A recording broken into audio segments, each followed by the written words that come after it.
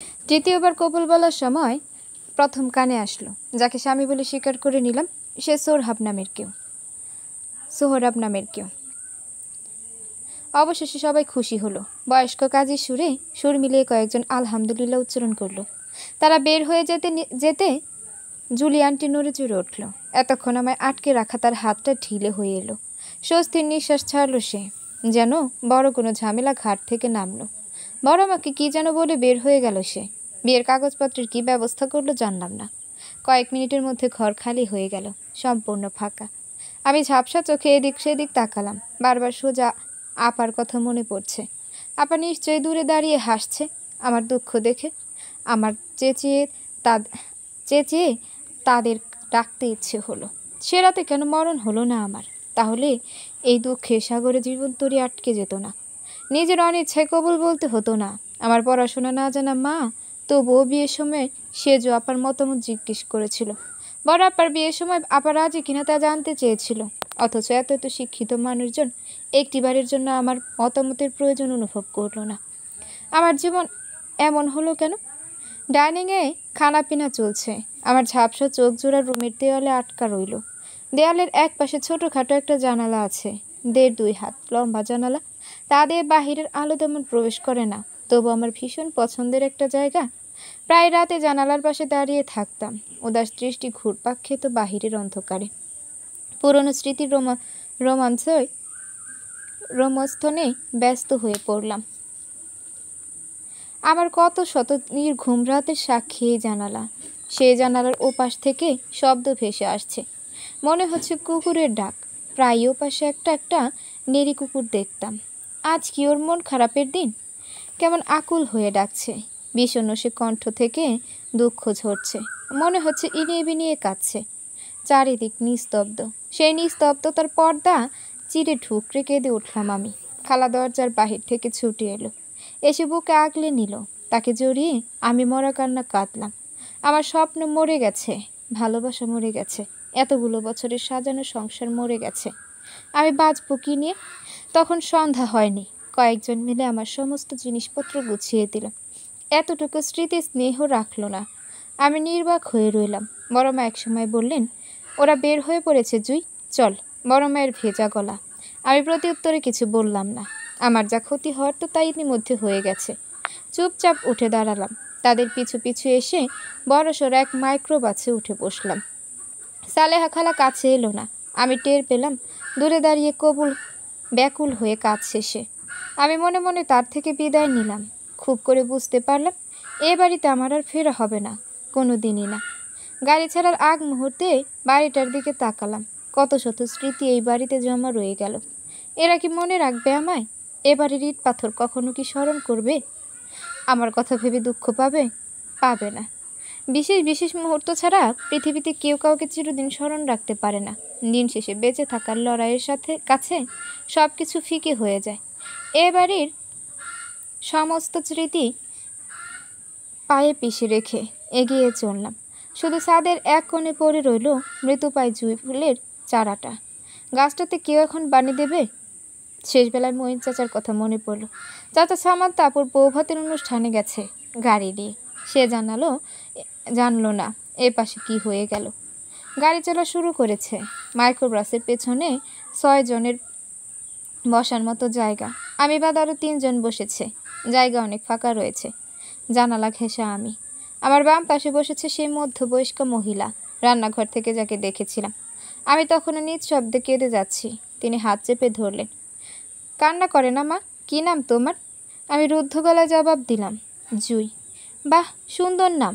যাদের ফুলের নামে নাম হয় তারা মানুষও ফুলের মতো নরম হয়, পবিত্র আর সুন্দর হয়। এটা কিন্তু কথার কথা না, 100 ভাগ সত্যি কথা। পরক্ষণে তিনি বললেন, ও হ, আমার পরিচয় বলা হয় নাই। আমি সোহরাবের ফুপি, একমাত্র ফুপি। প্রাইমারি স্কুলের শিক্ষক। নারায়ণগঞ্জের উত্তর দিকের এক স্কুলের শিক্ষকতা করি। ফুপি থামলেন।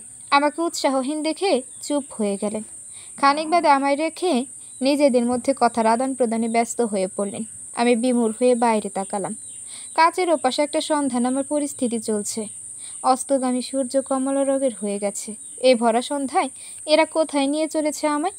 এই বিধিলিপিতে আর কি কি লেখা আছে। কতক্ষণ গাড়িতে ছিলাম হিসাব নেই। গাড়ি যখন থামলো ততক্ষণে চারদিকে অন্ধকার নেমেছে। অন্ধকারের গভীরত্ব দেখে বুঝতে পারলাম রাত ঢের হয়েছে। সদ্য নতুন পরিচয় পাওয়া ফুপি পাশ থেকে উঠে পড়লেন। আগে গাড়ি থেকে নামলেন তিনি। আমার দরজার ওপাশে এসে খুলে দিলেন।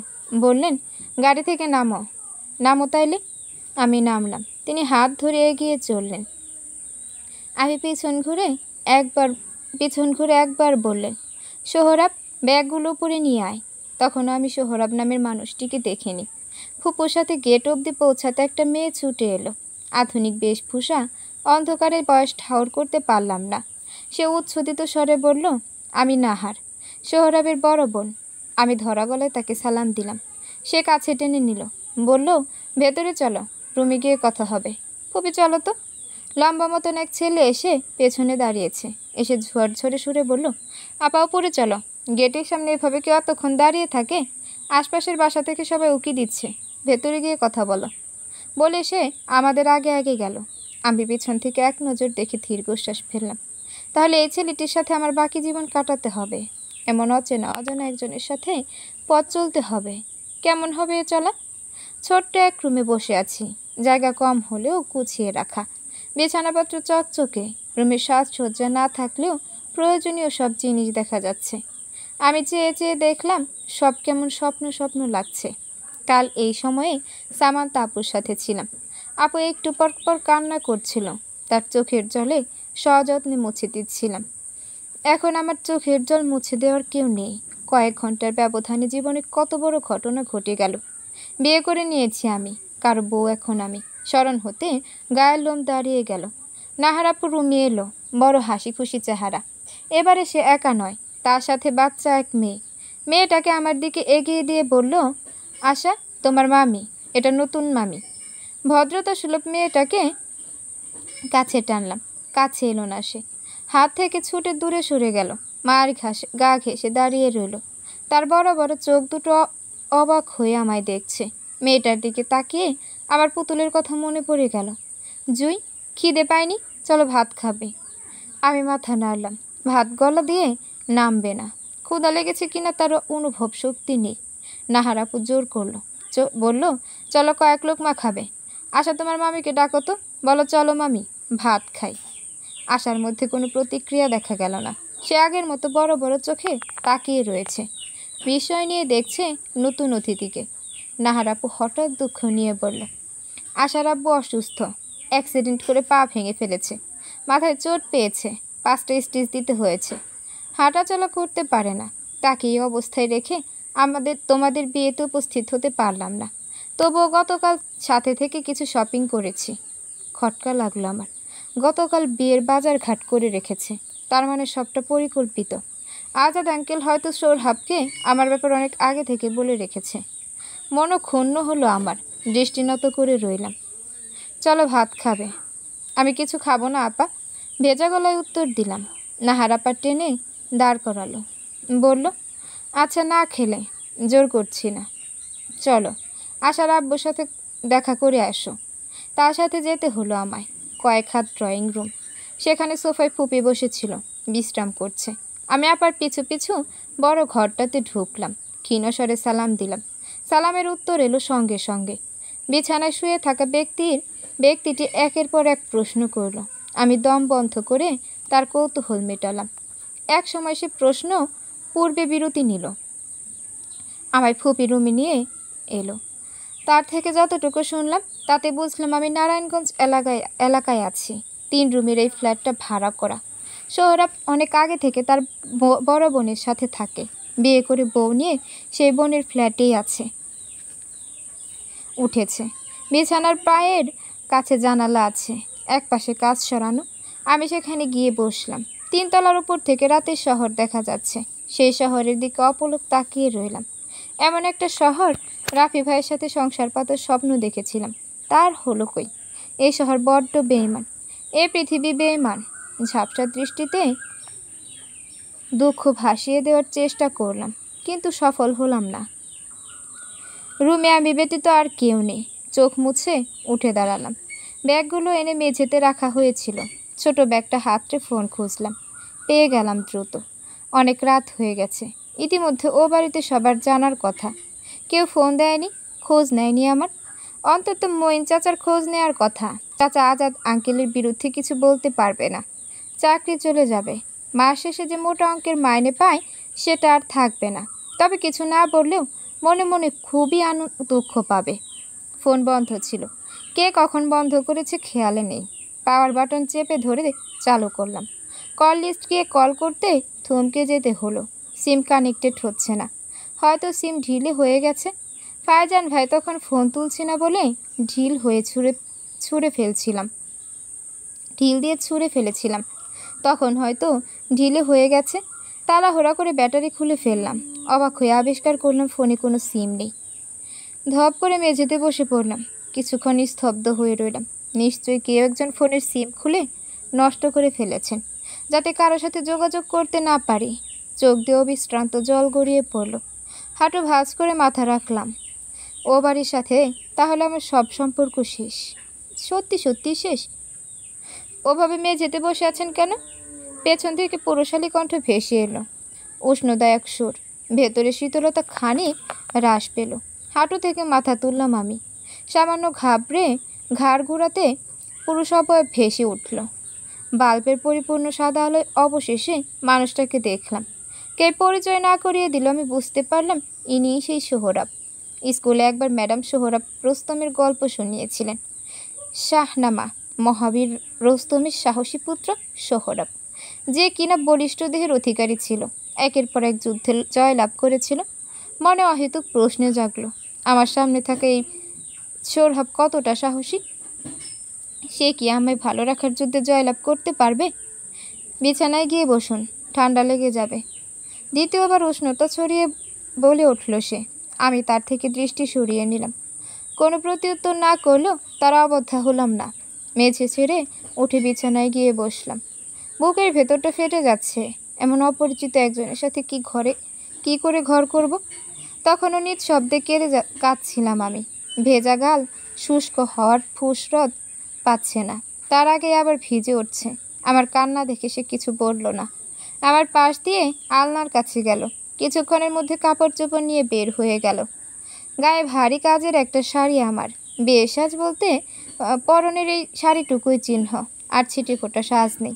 উল্টো কাঁদতে কাঁদতে চোখ মুখ ফুলে উঠেছে, মুখ তেল চিটচিটে। গতকাল রাতে মাথা ব্যথা ছিল বলে হাতের তালু বোঝাই করে তেল দিয়েছিলাম চুলে। মা যখন বেঁচে ছিল তখন মাথা ধরলে মা তেল দিয়ে দিত। চুলে তেল মালিশ করতে করতে সুরা পরে ফু দিত। অলৌকিকভাবে কিছুক্ষণ পরে ব্যথা কমে যেত। গায়ের ভেতর কুটকুট করছে। কেউ এসে শাড়ি পাল্টাতে বলল না। এক সময় আমি নিজে থেকে কাপড় পাল্টে একটা তাঁতের শাড়ি পরলাম। এই শাড়ি সালেহা খালার, কোন ফাঁকে ব্যাগে পরে দিয়েছে জানি না, কিন্তু শাড়িটা খালা আমাকে সাথে নিয়ে কিনেছিল। বিছানায় জড়সড় হয়ে বসেছিলাম, চোখের ভেতর জ্বালা করছে। কাপড়ের আঁচল দিয়ে ঘষা দিচ্ছিলাম। এমন সময় দ্বিতীয়বার সোহরাব ভেতরে ঢুকলো। ফিটফাট পোশাকের সোহরাবকে দেখে আমার সন্দেহ হলো, এই ফ্ল্যাট, এই বাড়ির মানুষজন সোহরাব, এদের সবাইকে দেখে মোটামুটি উঁচু পরিবারের মনে হচ্ছে। তারা কেন আমার মতো কাজের লোককে বিয়ে করে আনলো? তারা কি জানে না আমি ও বাড়িতে কাজ করতাম, নাকি লোভে পড়ে? দরজা বন্ধ করে সোহরাব এগিয়ে এলো, কাছাকাছি এসে বলল, তোমার নাম জুইন না? তোমায় প্রথম দেখেছিলাম কয়েক মাস আগে। আজাদ ভাই একটা কাজে ডেকেছিল। কাজ শেষ করে আসার সময় ড্রয়িং রুম চোখ পড়েছিল। কয়েক মুহূর্তের জন্য দেখা, তুমি খেয়াল করনি। অন্তত মনোযোগ দিয়ে টিভি দেখছিলে। ওই প্রথম কাউকে এত মনোযোগ দিয়ে টিভি দেখতে দেখলাম। শেষ করে সোহরাব হেসে বলল, তার কথাবার্তা তুমিতে চলে এসেছে, হয়তো সে খেয়াল নেই, কিংবা আছে, ইচ্ছে করে তুমি বলছে। আমি বরাবরের মতো নিশ্চুপ। তবে এতটুকু বুঝলাম, এ ছেলে আজাদ আঙ্কেলের পেছন পেছন ঘুরঘুর করে। টুকটাক রাজনীতিতে যুক্ত আছে হয়তো। এমন ছেলেরা আজাদ আঙ্কেলকে ভাই বলে ডাকে। সেই ভাইয়ের জন্য জীবন পর্যন্ত দিয়ে দেয়। আমার ভাবনার মাঝে অকপটে হেসে পাশে এসে বসল সোহরাব। এসে অকপটে আমার পাশে বসলো। জমি স্থির হয়ে রইলাম আমি। এতটুকু নড়াচড়া করলাম না, শ্বাস নিতে ভুলে গেলাম যেন। সে বলল, কান্না করছো কেন? কাঁদতে কাঁদতে চোখ মুখের কি হাল করেছ? তার বলার ভঙ্গি খুবই আন্তরিক। মনে হয় বহুদিনের চেনা, বহু আগের পরিচয়। কিঞ্চিত অবাক হলাম আমি। তার কণ্ঠে কেমন অধিকারবোধ ফুটে উঠেছে। মোটা শাড়ির আঁচল দিয়ে চোখ মুছতে নিতে বাধা দিল সে। চোখের ইশারায় অপেক্ষা করতে বলল। উঠে গিয়ে ঘরের এক কোণ থেকে টিস্যু বক্স নিয়ে এলো। আস্ত বক্সটা কোলের উপর দিয়ে বলল, আগে থেকে কিনে রেখেছিলাম। আমি জানতাম কেঁদে অবস্থা খারাপ করে ফেলবে। ধরো, আজ রাতের জন্য আমার পক্ষ থেকে এটাই উপহার। বক্স থেকে টিস্যু বের করে দিয়ে সে নিজেই গাল মুছে দিল। নিজেকে আড়ষ্টতায় আরও গুটিয়ে নিলাম। সোহরাব সে ফের বলল, কি আশ্চর্য, কখন থেকে শুধু আমি বকবক করছি, তুমি কিছু বলো। তোমার কণ্ঠ শুনে ধন্য করি নিজেকে। হ্যাঁ, আমার কিছু বলা দরকার। তার সাথে কথার আদান প্রদানের দরকার, সুস্থ একটা সম্পর্কের দরকার। কথাবার্তা না এগোলে তা হবে কি করে? দুজনকে বুঝবো কি করে, চিনব কি করে? কিন্তু এই মুহূর্তে কিছু বলার মতো খুঁজে পেলাম না। আমি বিচলিত হয়ে বললাম, কিছু মনে পড়ছে না। সোহরাব সশব্দে হেসে উঠল। দৃষ্টি নত আমার। কান খাড়া করে তার হাসির শব্দ শুনলাম। বুঝতে পারলাম এই মানুষটা আকাশ ভাইয়ার মতো কারণে অকারণে হাসে। আমার নামটা জানো নিশ্চয়? জানি বলে চুপ হয়ে গেলাম। সে বসে আছে আমার খুব কাছে, শরীরে স্পর্শ না করেও খুব করে তার অস্তিত্ব জানান দিচ্ছে। তার গায়ের গন্ধ নাকে এসে লাগছে। হাসির ঝঙ্কার শরীরে মৃদু আলোড়ন তুলছে, অন্য এক আবহে আকৃষ্ট করে তুলছে। আমি নড়ে চড়ে উঠলাম। ক্ষীণ আওয়াজ তুলে বললাম, ঘুমিয়ে পড়ি আমি, মাথা ব্যথা করছে। হ্যাঁ অবশ্যই, কেন নয়? সোহরাব সহজ ভঙ্গিতে রাজি হয়ে গেল। নিজে উঠে বিছানাপত্র ঠিক করলো। সিঁথানে বালিশ সাজানো ছিল, একটার উপর আরেকটা। সে বালিশ দুটো দুই পাশে রাখলো। ফিটফাট করে বলল, ওকে, দেয়ালের ওপাশে গিয়ে ঘুমিয়ে পড়ো। এপাশ থেকে রাতের বেলা নিচে পড়ে হাত পা ভাঙলে আরেক মুশকিল হয়ে যাবে। কেমন সহজ সাবলীর কথা বলার ভঙ্গি। মন অনেকখানি হালকা হয়ে গেল। জড়সড় হয়ে দেওয়ালের পাশটাতে শুয়ে পড়লাম। চোখ বুঝে সোহরাব প্রশ্ন করল, লাইট বন্ধ করে দেই জুই? না হলে আলো চোখে লাগবে। জি ঠিক আছে, মুখে বললাম ঠিক আছে, কিন্তু ভয়ে দুরু দুরু বুক কাঁপতে লাগলো। মনকে প্রবোধ দিলাম, এই মানুষটা আমার স্বামী, তার সাথে এক জনমের বন্ধন পড়ে গেছে। অনিবার্য নিয়তিতে বাধা পড়ে গেছে দুইজন। চাইলে সে সম্পর্কের বন্ধন ছিন্ন করতে পারবো না। যত সহজ হওয়া যায় তত ভালো। হয়তো এটাই আমার জন্য উত্তম। সে বাল্ব বন্ধ করলো, তবে রুম সম্পূর্ণ অন্ধকারে নিমজ্জিত হলো না। জিরো বাল্বের ক্ষীণ সবুজ আলো জ্বলছে, তাতে বেশ খানিকটা অন্ধকার দূর হয়েছে। আমি চোখ বন্ধ করলাম। মাথার ভেতর ধপ ধপ করছে, কপালে শির দ্বারা যন্ত্রণা দিচ্ছে। চোখ মুখ কুঁচকে পড়ে রইলাম। কয়েক মুহূর্ত গত হতে আচমকা কপালে কারোর হাতের স্পর্শ পেলাম। ধপ করে চোখ খুললাম। শরীরে বারংবার কাটা দিয়ে উঠল। লাফিয়ে উঠতে নিতে সোহরাব বাধা দিল। মুখ খুলে বলল, ঘুমিয়ে পড়ো, মাথা ব্যথা করছে না? ঘুমিয়ে যাও। শান্ত হয়ে এলাম আমি। শীতল হাতের স্পর্শ কপাল জুলে ঘুরপাক খেতে লাগলো। কখনো বা তেলাক্ত চুলের ভাঁজে বিচরণ করলো। আবেগে কণ্ঠ বুঝে এলো আমার। এই পৃথিবীতে আমার একান্ত আপন কেউ ছিল না, কাছের কেউ ছিল না। অবশেষে শুধু আমার বলে কেউ এলো। বন্ধ চোখের কার্নিশ পেয়ে সরু এক জলধারা গড়িয়ে পড়ল। ভাগ্যিস আবছা অন্ধকার বলে সোহরাব টের পেল না। মাঝরাতে হঠাৎ ঘুম ভেঙে গেল, পেটের ভেতর মোচড়াচ্ছে। এতক্ষণে অবসর পেয়ে ক্ষুধা মাথাচাড়া দিয়ে উঠছে। দুপুরবেলা থেকে কিছু পেটে পড়েনি।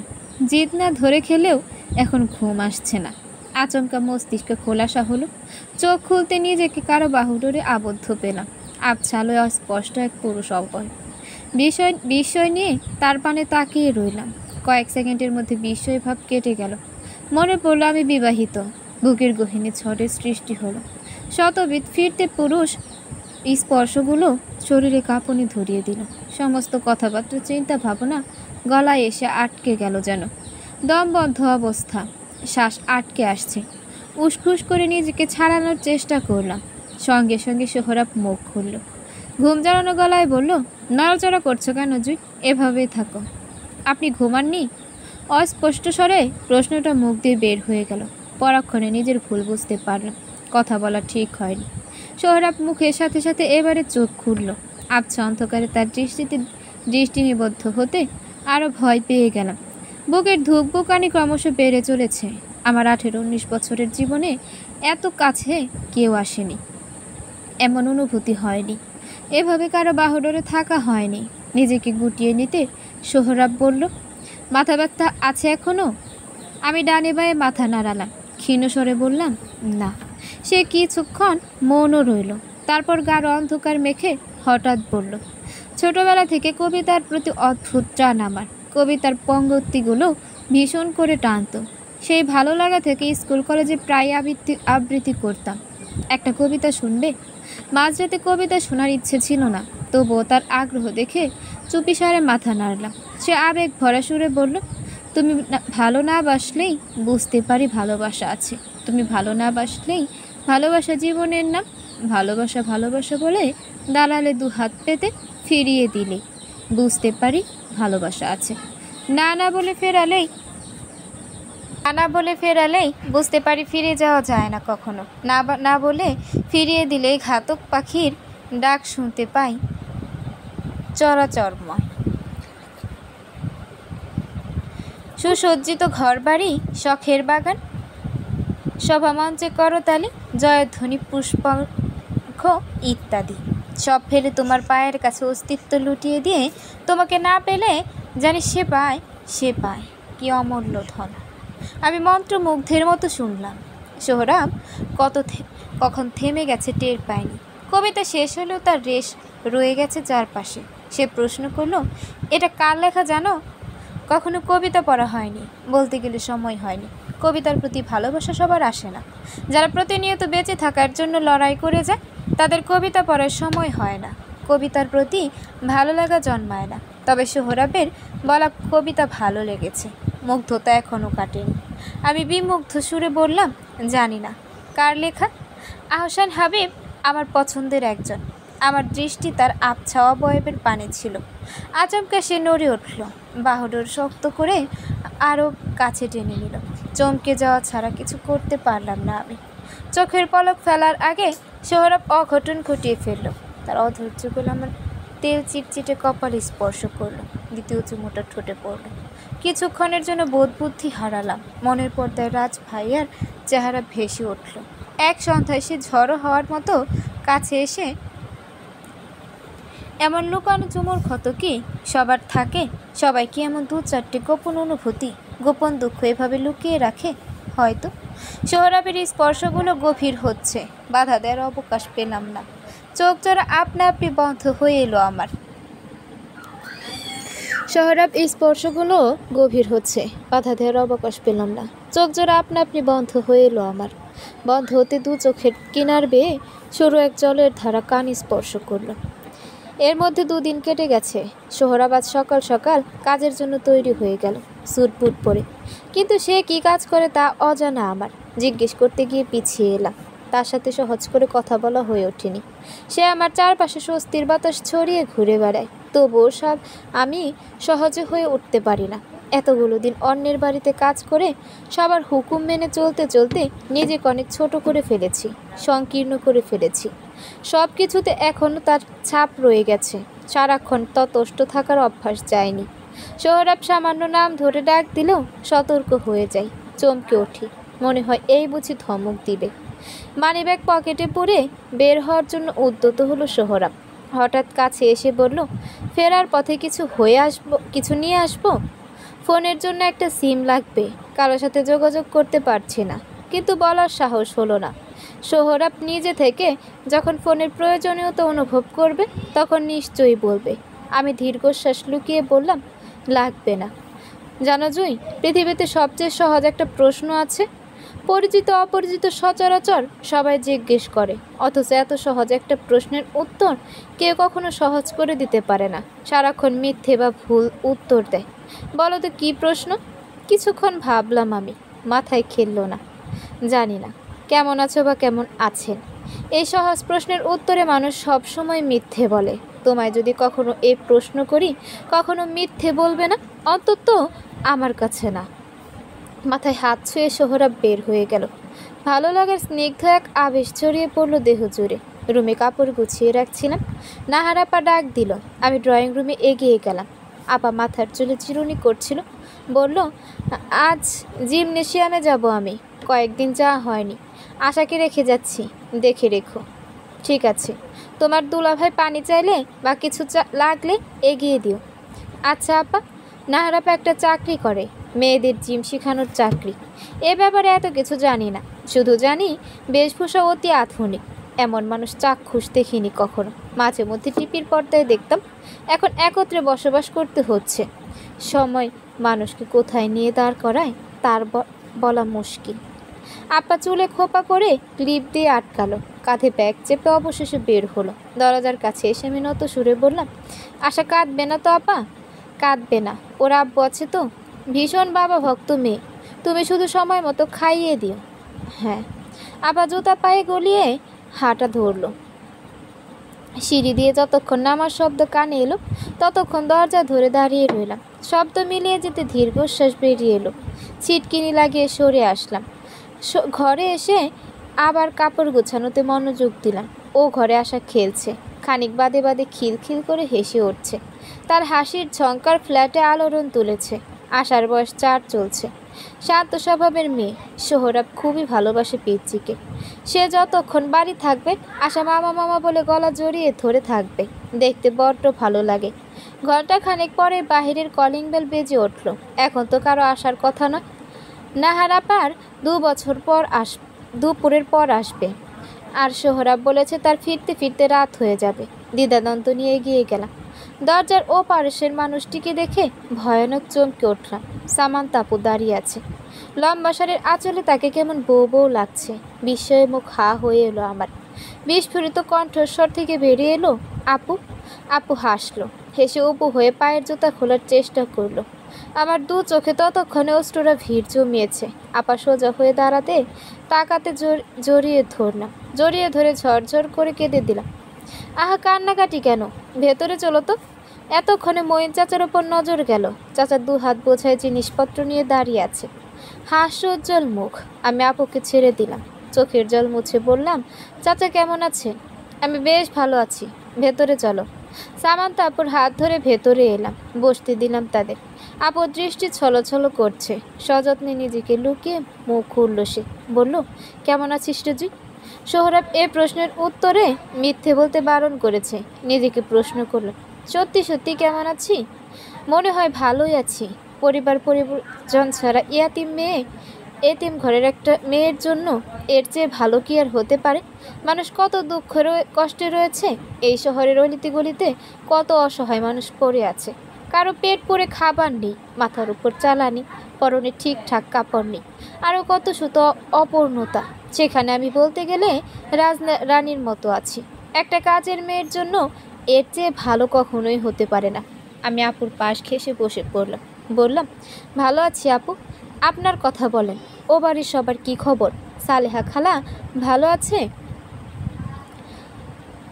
খালা আসলো না কেন? আমার এক গাদা প্রশ্নে সামান্তা আপু মজা করে বলল, আহা বলবো সব, এত অস্থির হচ্ছিস কেন? তোর এই বিচলিত স্বভাব কখনো গেল না জুই? মঈন চাচা হাতের ব্যাগপত্র নামিয়ে রেখেছে। মিষ্টি সহ আরও অনেক রকমের জিনিস দেখা যাচ্ছে। চাচা বলল, বাসায় আর কেউ নাই মা? আছে চাচা, আমার ননদের স্বামী আছে। চাচাকে নিয়ে দুলাভাইয়ের রুমে গেলাম। দুলাভাই বিছানায় শুয়েছিল। চাচাকে দেখে সালাম দিল। আশা গোল গোল চোখে তাকিয়ে আছে। আমি পরিচয় করিয়ে দিয়ে সরে এলাম। আশাকে টানলাম কোলে নেওয়ার জন্য, সে এলো না। বসার ঘর থেকে সামান্তা আপুকে রুমে নিয়ে এলাম। এটা তোদের ঘর? হ্যাঁ আপু, আড়ষ্ট গলায় বলে মাথা নত করে নিলাম। কেন জানি ভীষণ লজ্জা লাগছে। নতুন বিয়ে হওয়া সবাই কি এমন লজ্জা পায়? লজ্জায় তাদের সবার চক্ষুর অন্তরালে লুকাতে ইচ্ছে করে। আপু শাড়ির আঁচল টেনে বিছানায় বসে পড়েছে। আমি বললাম, সত্যি করে বলুন তো, আপনি কেমন আছেন? সব ঠিক আছে? আপু মুখের পানে তাকালো, চোখে চোখ রেখে বলল, হ্যাঁ রে, ঠিক আছে সব। তবে বাসায় ফিরে যখন তোর ঘটনা শুনলাম ভারী অবাক হয়ে গিয়েছিলাম। ভয়ও পেয়েছিলাম অনেক। না জানি কি করছিস, কেমন আছিস। চিন্তায় অস্থির দশা। বড় আব্বুর ওপর রাগ হয়েছিল। আকাশ তো আমার অবস্থা দেখে বিচলিত হয়ে পড়েছিল। কিন্তু আজ তোকে প্রাণবন্ত দেখে কিছুটা স্বস্তি মিলেছে, ভালো লাগছে। কণ্ঠ বুঝে আসছে আমার। ও বাড়ির সবার কথা ভীষণ মনে পড়ছে। খুব আপন করে নিয়েছিলাম সবাইকে। প্রকৃতি এমনই, সে ভীষণ একা বলে প্রিয় মানুষদের সঙ্গ সইতে পারে না, আপন মানুষদের সাথে বেশিক্ষণ থাকতে দেয় না। বড় মা ভালো আছে? হ্যাঁ ভালো। উসখুস করছি আমি। রাজ ভাইয়া, ফাইজান ভাই, জাবির, তাদের কি খবর? আমার আকস্মিক বিয়েতে ধাক্কা খায়নি তারা? হয়তো সামলে নিয়েছে। কিছুক্ষণ ইতস্তত করে শেষমেশ প্রশ্ন করলাম, রাজ ভাইয়া শুনেছে আমার বিয়ের কথা? আপু যেন এ প্রশ্নের অপেক্ষায় ছিল। বলল, হ্যাঁ শুনেছে। আমি বাসায় ফিরে তোর খোঁজ করছিলাম, কেউ ঠিক মতো উত্তর দিচ্ছিল না। সালেহা খালা টানা কান্না করছিল। তখন বড় আম্মু বলে দিল। রাজ ভাইয়া শুনে হতভম্ব, সাথে আমরাও। জাবির তো বিশ্বাসই করছিল না, দৌড়ে গিয়ে সারা বাড়ি খুঁজলো। ভেবেছ হয়তো মজা করছে। তখন বড় আম্মুর ধমকানি শুনে বিশ্বাস করেছি। রাজ ভাইয়ার ছোড়াছুরি স্বভাব। সে ডাইনিংয়ের কয়েকটা গ্লাস প্লেট ছুঁড়ে বাড়ি থেকে বের হয়ে গেছে, আর ফেরেনি। এসব কি আকাশ ভাইয়ার সামনে হয়েছে? সামান্তা অপ্রস্তুত হাসলো, বলল, আরে হ্যাঁ রে, এসব ঘটনা ওর সামনেও ও বিস্মিত হয়ে চেয়ে রইল। পরে এক সময় ফাঁকা পেয়ে আমার কাছে তোকে দেখার কৌতূহল প্রকাশ করলো। বাড়ির কাজের মেয়ের বিয়েতে এতগুলো মানুষের উদ্বিগ্নতা দেখেও তো খুব অবাক। আপু ঠিক বলেছে, অবাক হওয়ার কথা। সে ফের বলল, আসলে আমরা ছোটবেলা থেকে অন্যভাবে বড় হয়েছি, আর 10 জন বড় লোকদের মতো করে নয়। ছোটবেলা থেকে সবার সাথে বিনয়ী হওয়া শিখিয়েছে। আমার এখনও মনে আছে, এক মহিলা বাসায় প্রতি শুক্রবার কাজ করতে আসতো। একবার সে তার 5 বছরের মেয়েকে সাথে নিয়ে এলো। জাবির তখন বাচ্চা। কী কারণে যেন মেয়েটাকে মেরেছিল। বড় মাইতে খুব রেগে গেল। শাস্তিস্বরূপ জাবিরকে সারাদিন খেতে দিল না। আপু, জাবির আসলো না, ও হোস্টেলে চলে গেছে। তোর বিয়েতে কষ্ট পেয়েছে খুব। আসলে জাবির ছোটবেলা থেকে একটু চাপা স্বভাবের যে, তেমন করে কারো সাথে মিশতে পারে না, কথা বলতে পারে না। কিন্তু তোর সাথে স্বস্তি নিয়ে কথা বলতে দেখেছি, এজন্য আমি কখনো বাধা দেইনি। একটা কথা কি জানিস, আমাদের সবসময় বর্তমানটাকে প্রাধান্য দেওয়া উচিত। ঠিক বর্তমানে এই মুহূর্তে আমি কার সাথে ভালো থাকবো, কি করলে ভালো থাকবো, তাই করা উচিত। ভবিষ্যৎ, সেটা তো ধোয়ার সময়, কি হবে না হবে কে জানে। কিন্তু ঠিক বর্তমানে আমি একটু হাসি খুশি আছি কি না, ভালো আছি কি না, এটাই প্রধান, এটাই দেখার বিষয়। এজন্য জাবিরকে আমি কখনো বাধা দেইনি। যদিও জানতাম তোদের এই বন্ধুত্ব অল্প সময়ের, তবু এই অল্প সময়টা খুব গুরুত্বপূর্ণ। বেশ কিছুক্ষণ নীরব রইলাম দুজন। এক সময় উঠে দাঁড়ালাম আমি। খাবার দাবার কিছু ব্যবস্থা করতে হবে। আপু বসেন আপনি। আমি আছি। আপু যেতে দিল না, হাত টেনে আবার বসিয়ে দিল। বলল, কিছু খাবো না আমি, রুচি নেই, একদম নষ্ট হয়ে গেছে। কয়েক সেকেন্ড সময় নিয়ে সে বলল, বিয়ের সময় ফাইজান ভাইয়ের সাথে যোগাযোগের চেষ্টা করেছিলাম, কিন্তু ফোন বন্ধ ছিল। কত ভয় পায় আমাকে দেখেছিস। সামান্তা মানেই তার কাছে আতঙ্ক, কিন্তু আমি তার আতঙ্ক হতে চেয়েছিলাম না, অন্য কিছু হতে চেয়েছিলাম। ফাইজান ভাইয়ের ফোন খোলা ছিল। হলুদের দিন রাতের বেলা আপু যখন আমার ফোন দিয়ে কল করে কান্নাকাটি করেছিল, তখন হয়তো ফোন বন্ধ করেছে। সেই বন্ধ ফোন বিয়ের পর দিন পর্যন্ত ছিল। আচমকা মস্তিষ্কে অন্য একটা প্রশ্ন এলো, ফাইজান ভাই সিম পাল্টে ফেলেনি তো? তার নাম্বার সামান্তা আপুর অন্তরে গাথা, সহজে ভুলতে পারবে না সে সংখ্যাগুলো। সিম পাল্টে ফেলা আহামরি কিছু নয়। ফাইজান ভাই আমার বিয়ের কথা জানে আপু? জানে হয়তো, এত বড় ঘটনা অজানা থাকার নয়। মনও ক্ষুণ্ণ হলো আমার। ফাইজান ভাই জেনেও একটিবার খোঁজ নিল না। ইতিমধ্যে 3 দিন হয়ে গেছে। সামান্তা আপু বুঝতে পারলো আমার ধরে রাখা হাতে চাপ দিয়ে বলল, নিজে ভালো থাকলে অন্যের বিপদে ঝাঁপিয়ে পড়া যায়, কিন্তু নিজে যদি ভালো না থাকি, সুখে না থাকি, তখন কি করে অন্যের কথা ভাববো বল? কি করে তার বিপদের দিনে পাশে দাঁড়াবো? আমরা সাধারণ মানুষ, কোনো মনোভাব বা মহাপুরুষ না যে নিজে যাতনা সহ্য করেও আরেকজনের দুর্দিনে ঝাঁপিয়ে পড়ব। ফাইজান ভাইয়ের তেমন হয়েছে। সে হয়তো ভালো নেই, সেজন্য তোর খোঁজ নিচ্ছে না। কিংবা এমনও হতে পারে দূর থেকে একটু খোঁজ নিয়ে জানতে পেরেছে তুই ভালো আছিস, জল আর ঘোলা করেনি তখন। হতে পারে। খারাপ লাগছে। আপুর কথাবার্তা থেকে অন্যরকম গন্ধ পাচ্ছি। কেন জানি মনে হচ্ছে ফাইজান ভাই ভালো নেই। কিন্তু তার তো প্রেমের বিয়ে বলা চলে। তাহলে ভালো নেই কেন, সুখে নেই কেন? আপু এক সময় নিজ থেকে বলল, ভালোবাসা স্নিগ্ধ সুন্দর, কিন্তু সংসার জীবন স্নিগ্ধ নয়, এর পথ অমিশ্রণ বন্ধু। বন্ধুর। এ পথে হাঁটার জন্য অপর ব্যক্তিটির হাত শক্তপোক্তভাবে আঁকড়ে ধরতে হয়, অনেক কিছু মানিয়ে নিতে হয়, ছোটোখাটো অনেক শখ, আহ্লাদ স্যাক্রিফাইস করতে হয়। সংসার জীবনে দুজন মানুষের স্বপ্ন এক হতে হয়, না হলে ছোটবেলা থেকে পালন করা স্বপ্ন ভেঙে নতুন স্বপ্ন দেখতে হয়। তেমন করে নিজেকে গড়তে হয়, তবে হয়তো একটু সুখে থাকা যায়। হ্যাঁ, তবে অদ্ভুত কী জিনিস জুই জানিস, সম্প্রতি একটা জিনিস আমি বুঝতে পেরেছি। এই শহরে কিছু মানুষ ভালোবাসার মানুষটাকে কাছে পেয়ে দুঃখে আছে, আর কিছু মানুষ ভালোবাসার মানুষটাকে না পেয়ে দুঃখে আছে। দিন শেষে সবাই দুঃখে আছে, কষ্টে আছে, এটাই স্বাভাবিক। দুঃখ, কষ্ট, জ্বালা, যন্ত্রণা এসব জীবনের ধর্ম, জীবনের নিজস্ব অর্থ। জীবনের ধর্ম নিষ্ঠুর। এই নিষ্ঠুরতার জন্য এত যাতনা, এত বেদনা। দুজনের কেউ আর কোনো কথা বলতে পারলাম না। আপু নিজ শব্দে কেঁদে উঠল, আমিও নিজ শব্দে কেঁদে যাচ্ছি। কেন কাঁদছি জানি না, কার জন্য কাঁদছি তাও অজানা। দিনকে দিন সোহরাবের ব্যস্ততা বাড়ছে। সকাল হতে হতে বেরিয়ে পড়ে, ফিরে রাত করে। কোনো কোনো দিন তো মাঝরাত হয়ে যায়। আমার জীবন কাটছে পাঞ্ছের মতো। বাইরে বের হওয়া নেই, কলেজে যাওয়া নেই, সারাদিন ঘরবন্দি। দিনটা বাড়ির কাজ করতে করতে চলে যায়। ভোরবেলা উঠে নাস্তা রেডি করি, সবাই খেয়ে দিয়ে বেরিয়ে পড়ে। আমি ততক্ষণে ঘরদোর ঝাড়ু দিয়ে মুছে ফেলি। দুপুরের আগে আবার রান্না করি, আশাকে চোখে চোখে রাখি। এসব করেই দিন যাচ্ছে। দুলাভাইয়ের শরীর সুস্থ হয়ে উঠেছে, পায়ের প্লাস্টার খোলা হয়েছে, তবে আগের মতো ঠিক হয়নি। খুঁড়িয়ে খুঁড়িয়ে হাঁটা চলা করে। সে অবস্থায় 2 দিন হলো অফিসে যাওয়া শুরু করেছেন।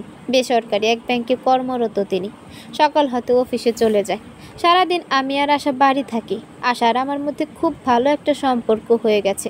সে এখন মামার চেয়ে মামি প্রিয়। প্রায় রাতে আমার সাথে ঘুমানোর বায়না ধরে। সন্ধ্যার পর পর এসে গলা জড়িয়ে ঘুমিয়ে যায়। সোহরাব তা নিয়ে কপট মিথ্যে রাগ দেখায়। একসময় নিজে গিয়ে আশাকে নাহার আপার রুমে রেখে আসে। মাঝে মাঝে সোহরাবের পাগলামি দেখে হাসি পায়, অবুঝ মনে হয়। এত বড় একটা মানুষ, ঠিক তার ভেতর লুকানো বাচ্চা সুলভ মনোভাব, সেটা একমাত্র আমার সামনে প্রকাশ পায়। আমি খুব কাছে থেকে অবাক নয়নে একজনের বাচ্চামো দেখি। রাতের বেলা আশাকে ভাত খাইয়ে দিচ্ছিলাম, সিদ্ধ ডিম দিয়ে ভাত। ডিমের কুসুম আশার পছন্দ না, কিন্তু ছোটবেলা কুসুমের জন্য একদম পাগল ছিলাম আমি। ছোটবেলা বলে ভুল হবে, বড়বেলাতেও পাগল ছিলাম। মা বেঁচে থাকা অবস্থায় আস্ত একটা ডিম কখনো খাওয়া হয়নি। তখন বাজারে আলুর দাম কম থাকতো, সব সবজির আকাশ চড়া দাম, কিন্তু আলুর দাম হাতের নাগালে থাকতো। যার জন্য আব্বা ব্যাগ বোঝাই করে ছোট বড় সব মাঝারি আকারের আলু কিনে আনতো। মা সেই আলু দিয়ে বিভিন্ন পদ করত। প্রায় আলুর ডাল হতো বাড়িতে। রান্নার সময় সে ঘন তরল পদার্থের মধ্যে মা একটা কাঁচা ডিম ভেঙে দিত। তরকারি স্বাদ কয়েক গুণ বেড়ে যেত। কখনো বা আলু দিয়ে ডিম রান্না হতো, একটা ডিম 4 ভাগ করে ঝোলের মধ্যে ছেড়ে দিত। এতগুলো মানুষ, এক টুকরো করে ডিম সবার হতো না। আমি আর চোখে খেয়াল করতাম, মা শুধু ঝোল দিয়ে খেয়ে উঠত। আব্বার পাতে সে ছোট্ট এক টুকরো দেয়া হতো, সে চুপিসারে সেটা তরকারির বাটিতে রেখে দিত। মা দেখতো, কিন্তু প্রতিবাদ করতো না।